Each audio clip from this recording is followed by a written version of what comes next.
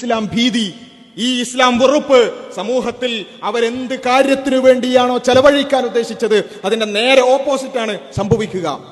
September 11 ആക്രമണം അമേരിക്കയിൽ സംഭവിച്ചപ്പോ അന്ന് ഒരു പ്രധാന ന്യൂസ് പേപ്പറിന്റെ ഏറ്റവും ഫ്രണ്ട് പേജ് എന്താണെന്ന് ചോദിച്ചാൽ കത്തി നിൽക്കുന്ന വേൾഡ് ട്രേഡ് സെന്ററിന്റെ ചിത്രം ഒരു ഭാഗത്തും മറുഭാഗത്ത് അത് ചെയ്തു എന്ന് കരുതപ്പെടുന്ന ഉസാമ ബിൻ ലാദന്റെ ചിത്രവും അതിന്റെ നടുവിൽ ഖുർആനിന്റെ ചിത്രവും വെച്ചുകൊണ്ടായിരുന്നു. എന്ന് വെച്ചാൽ ഈ വേൾഡ് ട്രേഡ് സെന്റർ ആക്രമിക്കുക എന്ന ഭീകര പ്രവർത്തനം ചെയ്തത് ഉസാമ ബിൻ ലാദൻ എന്ന ഭീകരവാദിയാണ്. അതിനയാളുടെ പ്രചോദനം വിശുദ്ധ ഖുർആനാണ് എന്നാണ്.